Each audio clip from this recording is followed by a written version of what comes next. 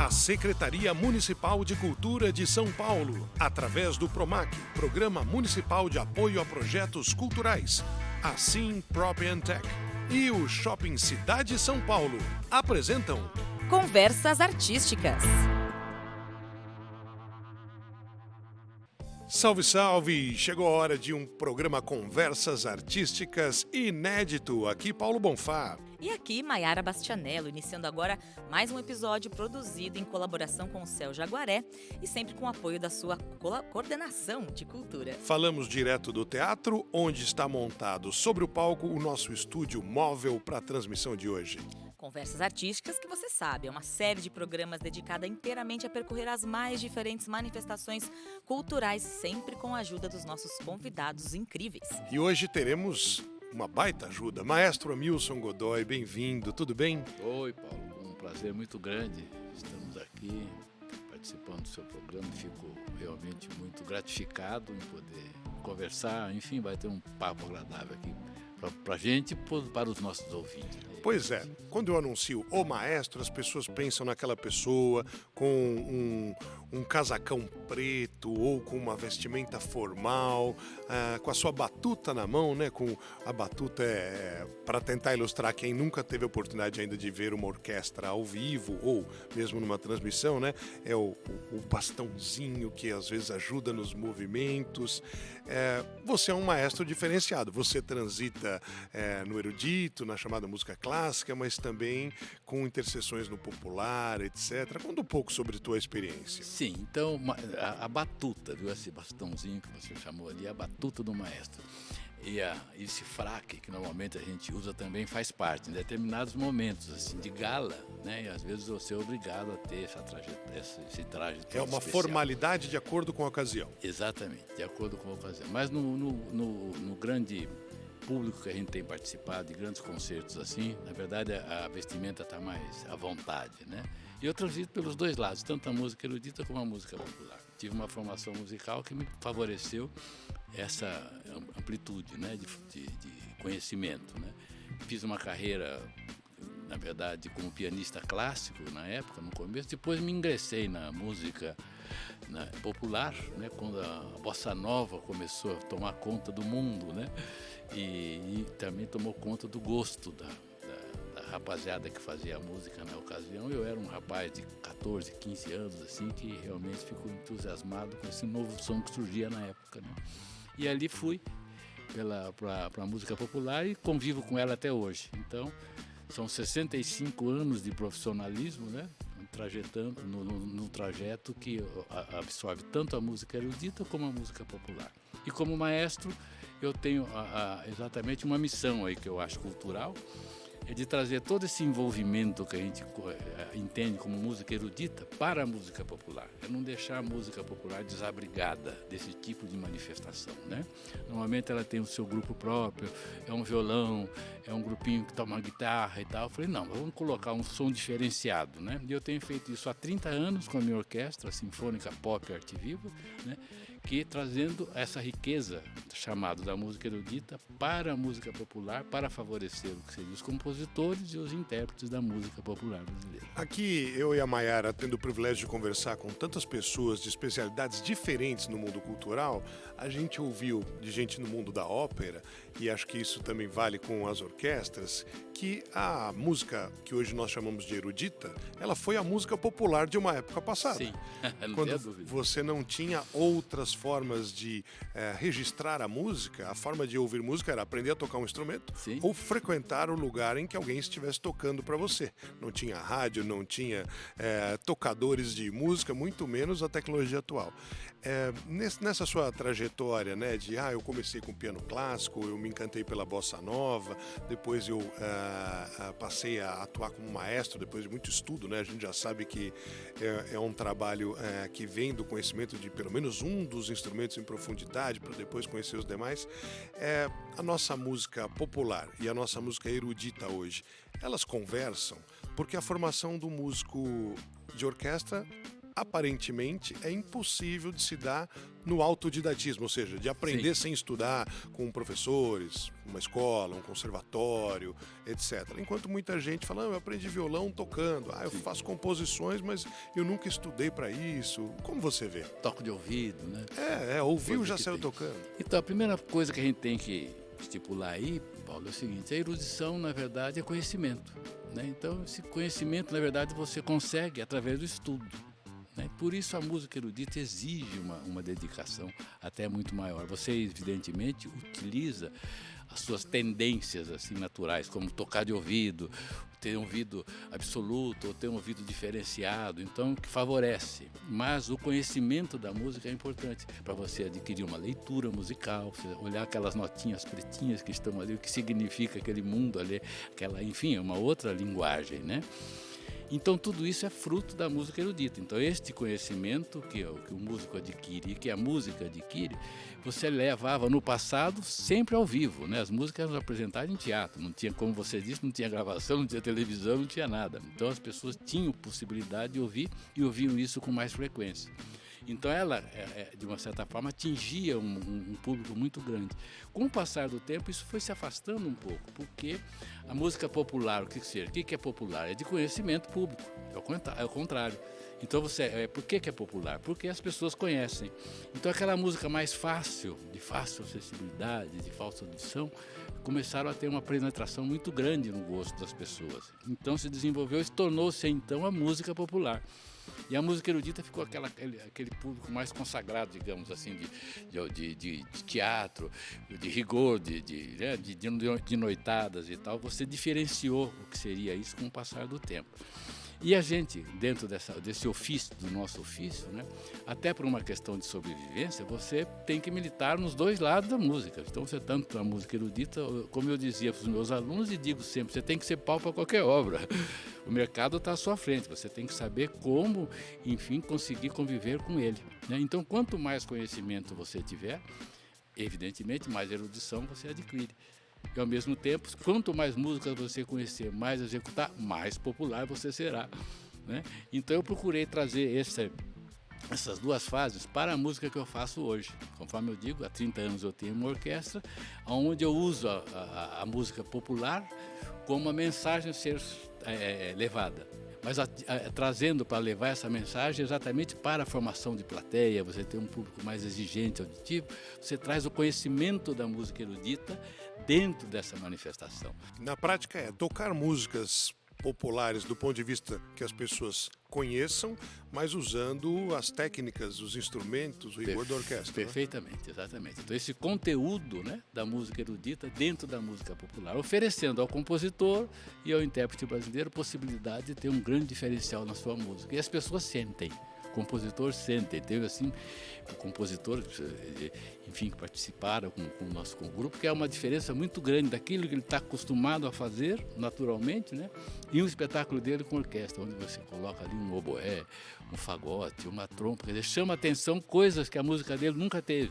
Passou então a existir, passou a ter e tal. Que é um novo arranjo, né? O arranjo é aquela parte da música que é quase que uma releitura ou incremento, né, da composição e do jeito de tocar. É uma nova criação inserida, né? Então, às vezes, o compositor popular faz o que seria a melodia e a harmonia da música. Então, ele não tem aquela visão da orquestração. Da orquestração, que seria a orquestra participando, quem tem essa visão é o arranjador. Então, o arranjador é que traz uma nova criação para a música e dá o que seria essa conotação, então, de erudição. Você vê, e o maestro é um grande arranjador, né, também. Até por isso. Bom, estamos falando aí de 2024, onde a música popular, de acordo com as definições, né, de a música que o povo gosta, que o povo escuta, hoje versa mais no mundo do funk, do sertanejo. Hoje até é difícil a gente encontrar, a não ser em rádios especializadas, uma música, uma Elis Regina, talvez, um Dominguinhos. Sim. Também. É difícil a gente ouvir nas rádios, vou dizer quase impossível, né, em algumas rádios meio pop e tudo mais. Como fazer um arranjo? Tem espaço, aliás, para fazer um arranjo hoje entre o erudito e o funk? O erudito e o rap a gente já viu algumas coisas que é, no caso, Racionais, né? Já teve exemplos de grande sucesso, até com Bacarelli e tudo mais. Mas funk, tem espaço para isso? Então, Então vamos nós, Mayara, com essa pergunta que eu acho importantíssima, inclusive. Eu tive a iniciativa de criar alguns anos atrás, exatamente para ampliar essa mensagem toda, criando segmentos que acabaram se tornando até políticas públicas, como, por exemplo, o rock sinfônico, forró sinfônico, MPB sinfônico. Até então, até 30 anos atrás, isso praticamente não existia. Era uma heresia. Né? Exato, é uma heresia. Né? Então eu falei, não, nós temos que criar exatamente isso. Eu fiz um projeto uma vez que obteve a presença, olha só a representação que tinha: Rita Lee, Lulu Santos, Jota Quest, Titãs e Skank. Esses 5 grupos, e fizemos uma turnê pelo Brasil apresentando rock sinfônico. Né? Então aí foi uma releitura, uma leitura totalmente diferente do rock que até então existia. Ninguém tinha ainda saído do seu mundo de 5 guitarras ali, naquele pequeno grupo. Né? E essa coisa projetou e foi uma coisa fantástica. Tanto é que, há 10 anos atrás, eu fui convidado e fiz a abertura do Rock in Rio, né, para os artistas brasileiros, até com a presença do Milton Nascimento, quando fez a abertura, que ele cantou. E eu fiz os arranjos todos, de toda a orquestra que acompanhou todos os artistas brasileiros que ali se apresentaram. Né? Então isso daí é fruto de uma experiência, quer dizer, de uma iniciativa. Né? Então essa iniciativa você pode transformar as coisas. Né? Funk, vamos fazer. Eu fiz agora recentemente no Ibirapuera um espetáculo ao ar livre usando DJ. Eu trouxe a Sinfônica junto com o DJ, homenageando quem? Beethoven. Ficou um espetáculo maravilhoso. Numa hora ali fiz um arranjo da Nona Sinfonia, um momento da peça, e daqui a pouco, quem é que entrou? Entrou um DJ no meio e fomos juntos, comungamos, evidentemente, com essa nova visão e tal. Para que serve isso? Para aproximar o povo. As pessoas se aproximam e veem que é possível fazer. Então é possível fazer no funk? Sim. É possível fazer no DJ? Sim. Aonde você quiser, você tem possibilidade. Você vai depender de quem? De um arranjador. Porque aí é o compositor da orquestra. E aí você, como arranjador, vai estudar ali, não vou estudar o movimento do funk. Funk, digo Brasil, né? Porque o funk Sim. é outra coisa lá fora. Mas aí a tua parte, você estuda, ouve, é um trabalho de estudo mesmo? É um estudo. Você tem que primeiro saber o que é, por exemplo, onde estão as pulsações, qual é o ritmo que você tem. Ok, a gente está acostumado a isso. Vou falar aqui uma bateria que estaria fazendo isso.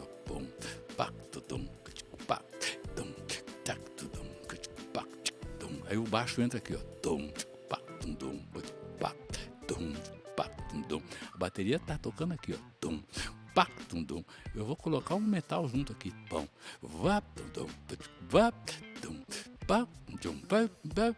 As cordas, por que não?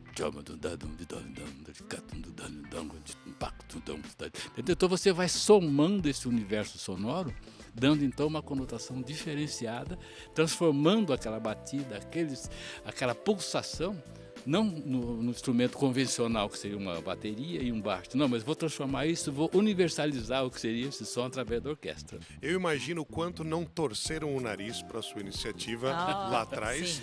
Não sei se ainda hoje existem colegas que consideram ele cruzou uma linha que não deveríamos cruzar, porque nós somos puristas com relação à orquestra, às peças executadas. Com certeza. Você falou quando torceram o nariz, eu me lembrei de um fato numa ocasião que realmente torceram, né?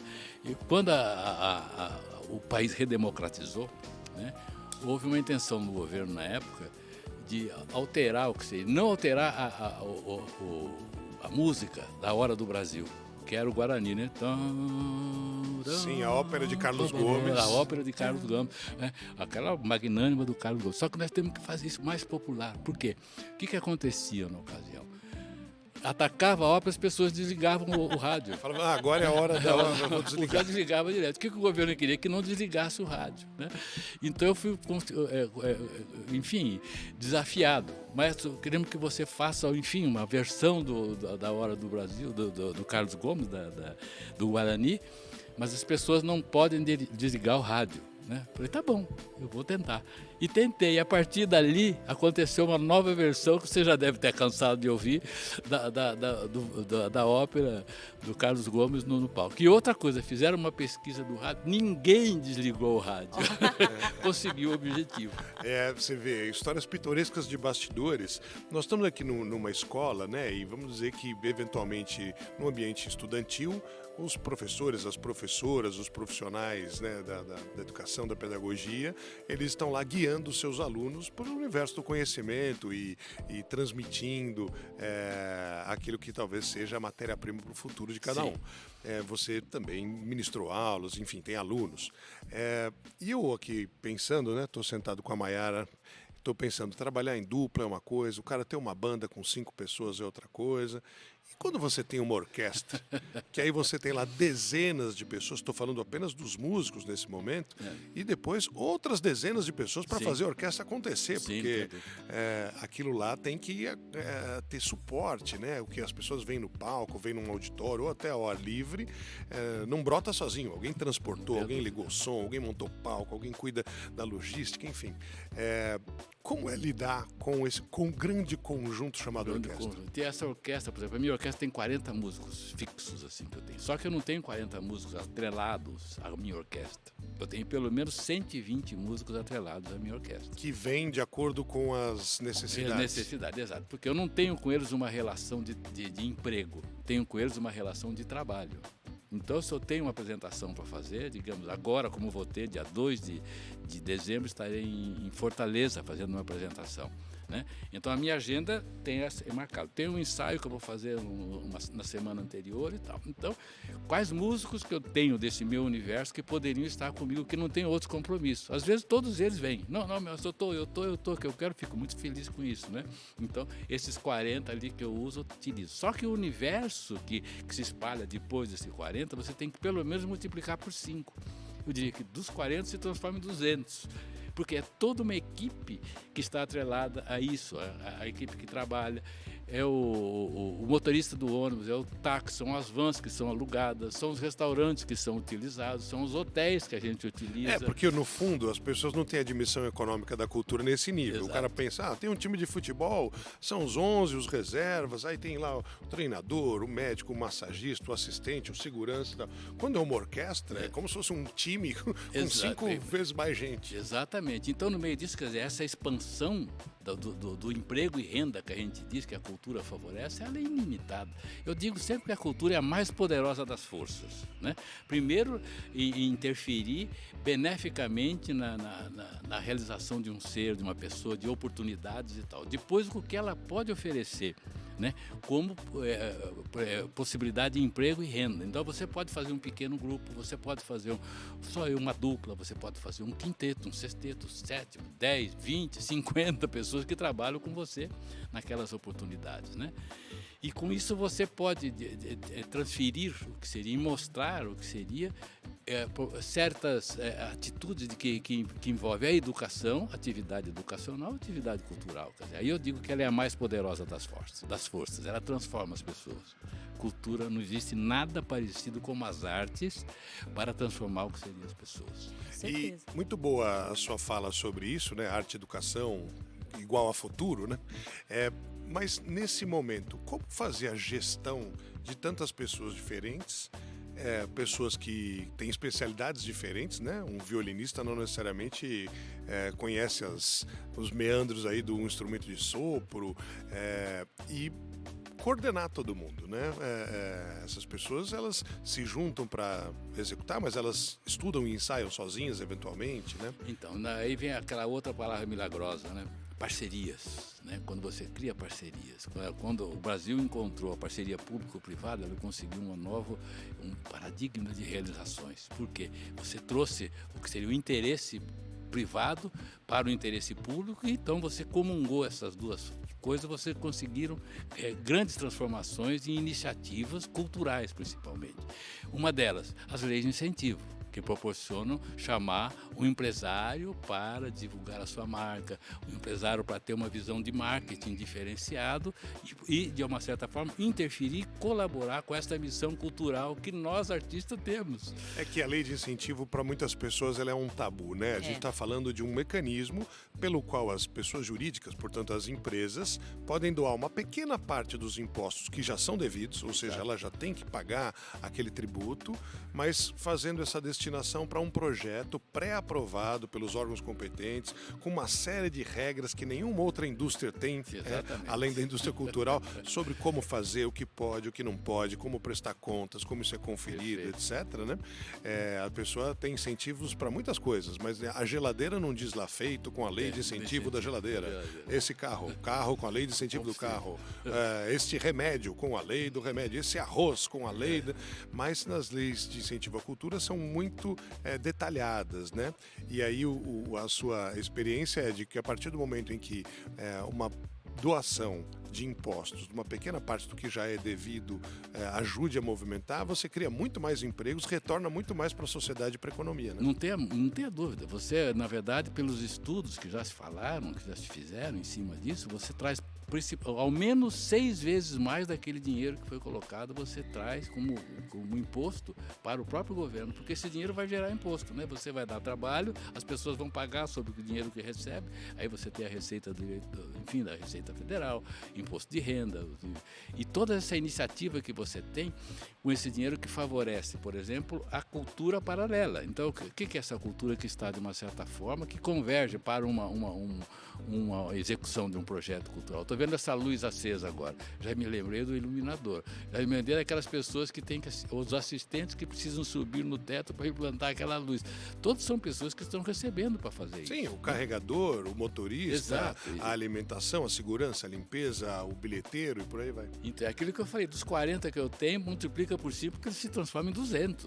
E só cobrar ingresso não paga tudo isso, né? Às vezes não cobre, cobrar ingresso não cobre nem o preço de custo de tudo isso que vocês fazem. Isso que as pessoas não têm essa ideia, né? Bom, uma das vantagens também é levar a cultura para lugares onde não chega em geral, né? Exato. Que é o seu trabalho que você que tem ainda, né, com o quinteto por várias cidades brasileiras. Queria que você falasse um pouco sobre a experiência que você teve nesses lugares, sobre o brilho nos olhos, porque tem muita gente que fala, não, mas peraí, mas as pessoas não têm interesse? Não, tem. Agora, o problema é que não chega, às vezes, até alguns lugares. Exatamente. Como é que a pessoa vai assistir uma ópera num lugar que nem cinema tem, né? Não existe nem sala de cinema, quanto mais você tem um teatro para ter alguma apresentação artística. Exatamente. Essa história, eu acho, Mayara, muito interessante acontecer, porque eu voltei no tempo. Quando você colocou agora o quinteto, eu voltei para a década de 70. Olha só que loucura, né? Na época eu fazia a direção você já deve ter ouvido também, viu, bacana, que era o Vila Sésamo. Eu fazia a direção musical do Vila Sésamo. Né? Um programa de televisão, espetacular. E que tem direção musical, tá, pessoal? Não é só ali os bonequinhos, etc. Bonequinho. E eu tinha, então, uma atividade intensa na TV Cultura, quando ela foi lançada, porque foi o ano que ela surgiu, né? E eu recebi um telefonema em casa uma vez, para o pessoal da Secretaria de Cultura de São Paulo, que estava em sua fase inicial ainda, né, do Estado. Né? Aí, nós queríamos levar a música popular para o interior. Nós não temos ainda o que seria um estereótipo. Eles tinham assistido num concerto que eu havia feito na semana passada, num sexteto de jazz pela primeira vez no Brasil, e Orquestra Filarmônica. Foi o meu sexteto de jazz com a Orquestra Filarmônica de São Paulo, regência do maestro Simão Blech, na época, né? Falei, vamos, que maravilha, vamos levar a música popular, porque era o princípio que eu já sempre defendia, que eu acabei de falar aqui, né? Que você levar para o conhecimento das pessoas com uma outra visão. E conversando com eles, eu falei, puxa vida, me deram ali fazer uma turnê pelo Vale do Paraíba e tal, né? Eu falei, tá bom, vou tocar jazz. Eu falei, mas eu vou tocar jazz lá em Americana. Aí me veio uma ideia na cabeça, eu criei então os espetáculos didáticos. Então, para exatamente você ilustrar o que seria o público. O que é? Eu vou improvisar? Bem, o que é a improvisação, afinal de contas? Como é que se improvisa? Né? E falando sobre isso e mostrando exemplos sobre isso. Vou fazer um arranjo. Afinal, o que é um arranjo? Então, eu peguei 3 tipos de manifestação musical. Arranjo, interpretação e improvisação. E fiz uma tese a respeito disso. E a primeira parte eu falava sobre isso, explicando e mostrando. Mostrando com os instrumentos. Com os instrumentos, exatamente. Ao vivo ali. O que era improvisar, o que era fazer um arranjo. E a primeira parte a gente fazia. Essa era o espetáculo. Na segunda parte nós tocávamos tudo. Para você ter uma ideia, até free jazz nós tocávamos porque o público passou a entender aquilo que estava ouvindo. O free jazz, só para a gente traduzir um pouco melhor para quem não acompanha tanto, é a performance 100% improvisada. Exatamente. Os músicos, cada um tem seu instrumento, sua habilidade, mas eles não têm aquela peça, não estão seguindo uma partitura, nada, né? Eles vão surfando uma onda juntos, né? Exatamente. E talvez nunca mais consigam reproduzir aquilo se não for gravado. Exatamente, aquilo lá era único. Eu pedia às vezes o tema para a plateia. Falando, você tá com uma cara esperta aí. Me canta um trecho de uma música. Eu não sei cantar, mas no trecho faz para. Tá bom. Para. Aproveita o tema. Para. Ok, mestre. Para. O outro já responde lá. Pronto, aí você já começou a dar uma visão, um sentido musical àquela frase que começou e aí a coisa se desenvolve. Então, e para quem está nos ouvindo agora, temos os estudantes que, enfim, estão olhando para frente, mas tem pessoas que pensam, bom, eu passei da idade, né? Eu gostaria de ser músico, eu até aprendi um instrumento, eu até tenho interesse, eventualmente acompanho apresentações ou hoje pelo audiovisual, né? Consegue via internet. Tem uma régua de entrada, quer dizer, puxa, se a pessoa não começou até certa idade, ela não vai conseguir recuperar o tempo perdido para estudar um instrumento ou para trabalhar como músico de orquestra? Não, eu não coloco isso não como obrigação, como necessidade, inclusive. Você tem, digamos, às vezes facilidade de começar um estudo pequeno. Com 5, 6 anos, já tem uma família. Eu comecei, por exemplo, com 4 anos. Né? Sua família tem música nas veias. Exatamente. Eu venho de uma família de música. Lógico, é mais natural, porque minha casa era música para todo quanto é lado. Né? Tem pessoas que não. Daqui a pouco você vê a sua tendência depois dos 20 anos. Né? Tive inúmeros alunos assim. Inúmeros alunos que gostou de música. Agora eu quero estudar. Ok, vem estudar que dá certo, sim. Né? Não tem esse negócio de começar pequeno. Porque depende aonde você quer chegar. Você quer se tornar um profissional, que você vai levar, digamos, mais tempo para se tornar profissional. Né? Agora, se você começar com 10 anos, ok. Você com 20 anos, você vai ser um profissional já atuante, bacana. Se você começar com 20, você tem um tempo aí para poder te apresentar, para poder aprender. Né? São com 25, você tem uns 5, 6, 7, 8 anos para se apresentar. Mas é possível sim. Possível sim, eu acho que é tudo o estudo leva e o tipo de estudo que você faz pode e como oportunidade bastante de mercado, maestro, eu vou talvez aqui fazer uma comparação, né? Às vezes bailarinos de alta performance, profissionais falam, eu tenho um comprometimento total com a minha companhia, eu cumpro horário lá, né? Eu tenho lá os dias úteis, o horário comercial em que eu estou à disposição, no endereço, treinando, ensaiando e por aí vai.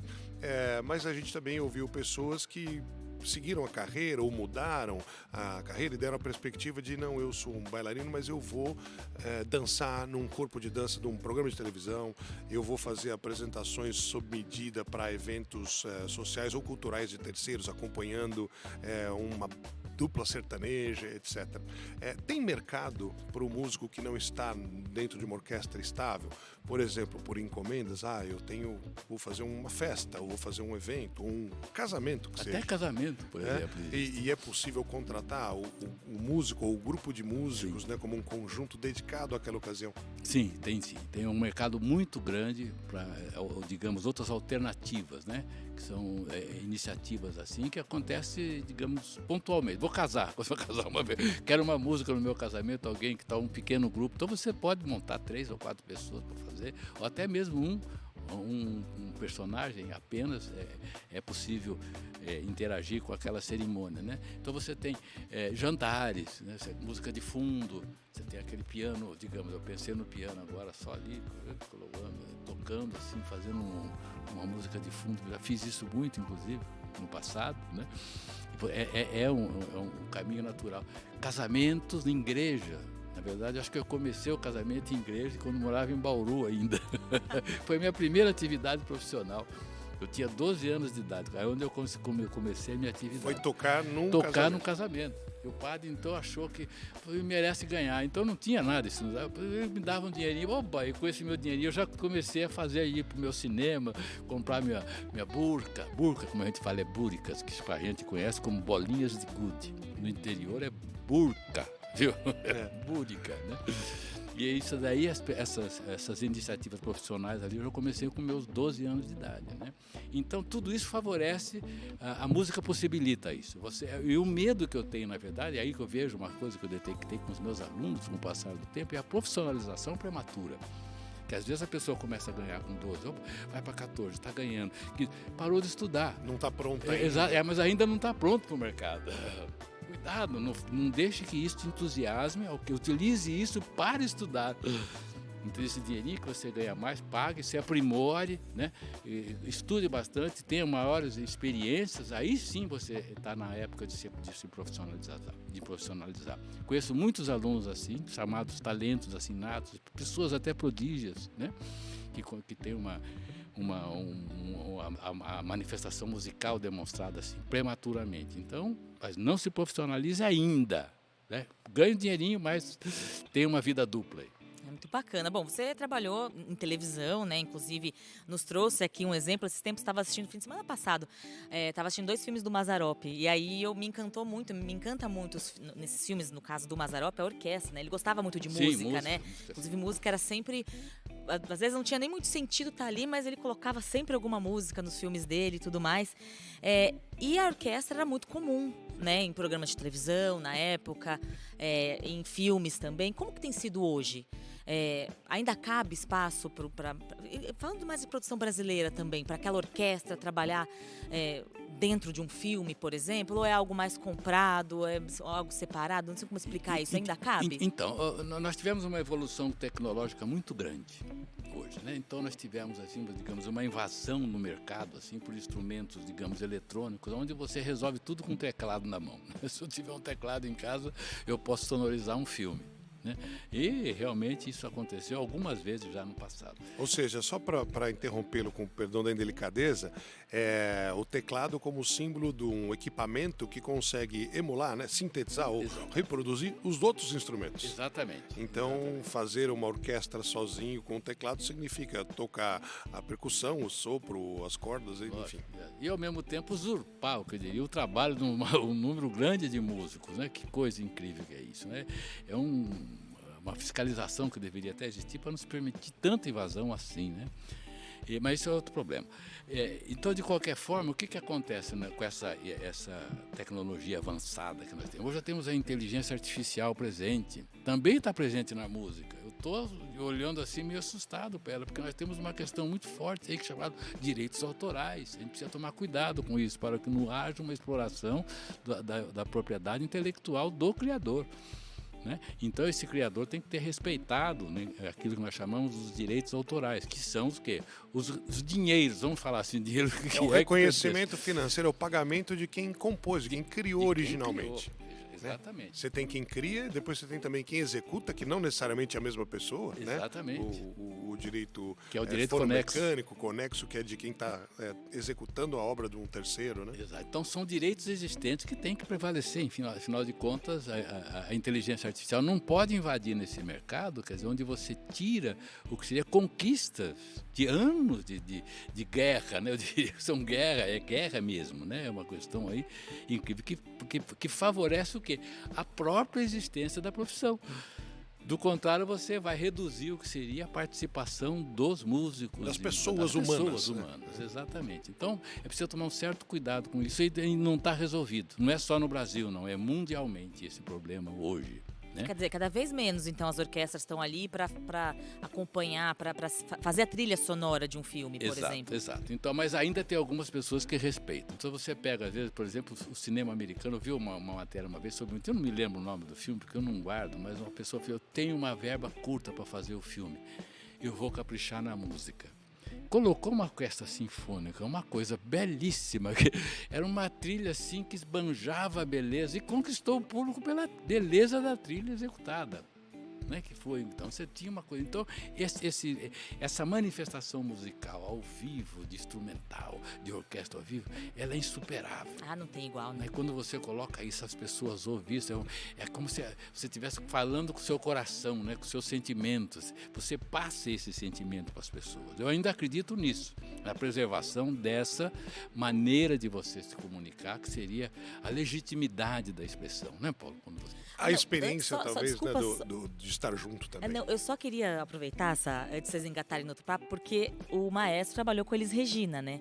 E a gente tá falando de inteligência artificial, não tem como eu não te perguntar o que você achou né, do comercial, do carro, enfim, que tava ali a Elis cantando. Menina. Te assustou mais ou te aqueceu um pouco o coração de você ter visto ali? Eu tenho com a Elis um profundo carinho, um respeito, uma admiração intensa. Primeiro, o privilegiado que fui por participar dela na sua fase inicial, né? De ter estado com ela pela primeira vez que ela foi para a Europa, no Festival Midem de Cannes, e depois na primeira temporada que surgiu no Olympiade de Paris, que foi quando a música brasileira foi para a Europa. E outras viagens aqui pela América do Sul, etc., né?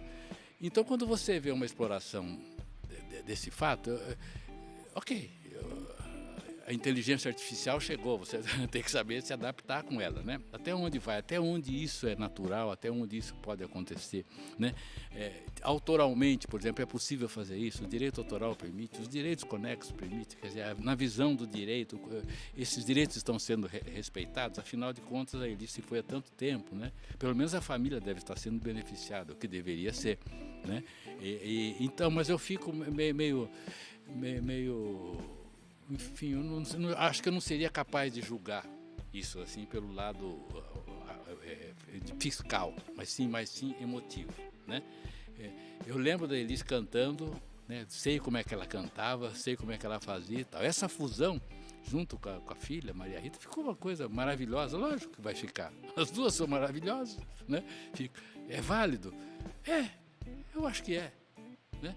Agora, como é que você pode suportar isso? Como é que você vai eliminar isso se hoje é possível existir e fazer isso? Mas nós estamos falando, né, do suprassumo da discussão tecnológica do momento, né, que é a substituição de pessoas por máquinas ou de pensamentos por programas ou de autoalimentação, né, uma inteligência que se desenvolve sozinha, artificial, que não é inteligência humana. Exato. Mas tirando essa parte que é realmente recente e ainda ninguém sabe para onde vai exatamente, como a tecnologia, ao longo dos anos, foi afetando o seu trabalho? Eu imagino que, num primeiro momento, o intercâmbio de informação tenha aberto novos horizontes, porque o acesso se tornou mais imediato a coisas que estavam sendo feitas, talvez, por pessoas escondidas em outros lugares do mundo que, de repente, têm ali a chance de se publicar, né? De colocar suas peças, suas execuções, suas apresentações para outras pessoas à distância e, eventualmente, instrumentos, a afinação, a organização. A tecnologia teve algum papel importante nessa evolução das últimas décadas? Então, você me lembrou agora de uma ocasião que faz 40 anos já. Eu fui perguntado, inclusive, por uma entrevistadora da Globo. Às vezes, Milson, chegaram os teclados. Tinham chegado os teclados. Agora, o que você acha? Os músicos serão substituídos? Você tem preocupação com isso? Eu dei uma resposta que eu acho que ainda está valendo. Eu falei, olha, a alma do músico ninguém irá substituir. Então eu acho que esse é a fase, é o lado correto. Você pode substituir as notas, mas o sentimento presente na execução dessas notas, a máquina não vai substituir. Então eu assistindo um músico ao vivo tocando, ele se manifestando, eu vou perceber essa diferença, né, do que uma máquina que está apenas reproduzindo as notas. Não é a alma que está presente, são as notas, né? Então, isso é uma coisa também para se pensar devagar a respeito e saber até onde chega, né? Eu acho que o público saberá compreender essa substituição e vai entender que, também não é assim, não é tudo que vai poder ser substituído, né? Lembrando que nós estamos aqui com o maestro Hamilson Godoy falando sobre música, sobre orquestras, etc., no Teatro do Céu Jaguaré, dentro do Conversas Artísticas, e que se a gente puder, você falou muito sobre o número de pessoas para que 40 estejam no palco, né? 200 estão ali ao redor, mas se a gente puder pensar em nível brasileiro, né? Falando como país, é possível ter uma ideia de quantas orquestras permanentes existem hoje? É possível, sim. Até eu acho isso daí um dado muito interessante para que o público saiba, porque as pessoas às vezes têm uma orquestra, por exemplo, numa cidade, e acha, por exemplo, porque qualquer outra orquestra já tem uma, tem outra ali, assim, aqui em São Paulo tem a Sinfônica, não precisa mais nenhuma e tal. Isso é um mal e é errado essa reflexão, né? Por quê? Se você tem uma ideia, eu acredito assim, eu já fiz essa conta, mas acho que nós devemos ter no Brasil aproximadamente 30 orquestras profissionais de músicos que vivem dessa orquestra que existem, né, no Brasil. Então, essa imensidão de país, né, consegue abrigar agora, atualmente, aproximadamente este número, que já faz tempo que está mais ou menos dentro desse patamar. Eu digo, nos Estados Unidos nós temos 1.800 orquestras profissionais atuantes. Né? Então o que acontece? Qual é o nosso problema hoje em dia? A questão que é a economia, é o público menos familiarizado. É falta de incentivo público, talvez políticas públicas. Então o que acontece? Na questão econômica, você tem, por exemplo, hoje em dia, crianças que estão sendo preparadas através desses projetos que nós acabamos de citar, via lei de incentivo, que tem suas orquestras e tal. Essa garotada vai precisar trabalhar em algum lugar como músico. Não adianta você entrar numa orquestra dessa, trabalhar, ele vai trabalhar como caixa de supermercado. Uma rua sem saída, né? Exatamente. Chegou, legal, agora acaba. E agora ou vai ter que ir para outro país. Exatamente. Vou sair, eu mudo do país, né? E agora aqui. Por quê? Porque eu vou tocar onde? Na USESP? Mas a USESP já está completa. Vou tocar na Jardim Sinfônica, também já está completa, não cabe mais ninguém lá. Não, e sem contar o que a gente fala aqui, né? O músico, a carreira vai até os 70, tem 80 anos. Longevidade, né? Para entrar um, tem que sair outro. A longevidade, exatamente. Então, no meio disso, o que acontece? Você tem que abrigar essas pessoas que estão sendo formadas. Abrigar, pelo menos, todas essas pessoas que hoje já estão prontas para o que seria ativar nesse mercado. Esse mercado, ele cresce por si só. Depois, essas pessoas que se preparam, eles serão agentes culturais nas suas comunidades. Eles dão continuidade a esse processo para chegar num processo nessa casa que nós estamos aqui maravilhosa, né? Chamado Céus das Artes, na verdade, e esportes agora também, né? Onde você pode, de uma certa forma, ativar o que seria o profissionalismo dentro de uma própria comunidade, criando orquestras mirins, orquestras profissionais, semiprofissionais, não importa, mas a pessoa tem que sobreviver com aquilo que ela foi criada para ser, que é ser músico profissional. Bom, essa é uma fala interessante porque muita gente nem se dá conta disso. Mas numa reta final agora, maestro Hamilson Godoy, queria lhe fazer uma pergunta que é também uma curiosidade pessoal. Todos os instrumentos já foram inventados? Porque existe uma grande variação de instrumentos dentro do mundo orquestral, né? Sim. Porém, alguns deles são, talvez seja difícil dizer o que veio primeiro, ou quem chegou antes, né? E quais foram os últimos, né, a serem admitidos ou a serem considerados, né, um novo instrumento que nós temos que incorporar agora para poder completar o nosso som? Sim, eu ia falar para você, não me arrume mais instrumento para pensar sobre ele, para estudar sobre ele. Você fala, meu Deus do céu, já é uma gama enorme, né, de instrumentos de todas as espécies. É porque até os nomes, você mencionou no início do programa, o oboé. Muita gente fala assim, o que é oboé? Fagote. O fagote, mas o que é o fagote? A pessoa às vezes ela fala, eu conheço um violoncelo, o piano, eu sei, uma flauta, mas são muitos os instrumentos. Exato, então por isso que são importantes esses concertos públicos, onde você pode levar esses novos personagens para o conhecimento do público. Eu sempre tenho uma satisfação muito grande, como já inúmeras vezes eu apresentei o fagote tocando, eu vi uma senhora olhando para aquele maestro, o que é isso aí? Tá soprando o quê? O que é isso aí? Então você tem, aí sem contar que o oboé também tem o corno inglês, quer dizer, que é o parente do oboé. Então você tem instrumentos assim que variações do mesmo instrumento e tal, né? E eu não sei o que o mundo vai nos reserva, viu? Eu já acho o seguinte, que uma nova gama de instrumental de orquestra está aparecendo aí, que vem dessas iniciativas assim, marginais que estão acontecendo. Eu acho que o DJ é um. É um instrumento que está aí, ó, aquela fábrica de instrumentos, já existente, de sons que já existe, pronto. Vamos interagir com ele. Eu já fiz isso. E gostei do resultado. Foi uma coisa interessantíssima. Mas muita gente, quando vê um concerto pela primeira vez, ou tem o privilégio, a oportunidade de ir a uma sala, um teatro, acompanhar, se surpreende, por exemplo, com o músico que participa menos. Alguém que está no tímpano ou que está num instrumento que dentro do repertório que foi escolhido para aquela apresentação, ele participa menos. E a pessoa fica pensando, puxa, ele veio, ele ficou 2 horas no palco, ele fez dum-dum.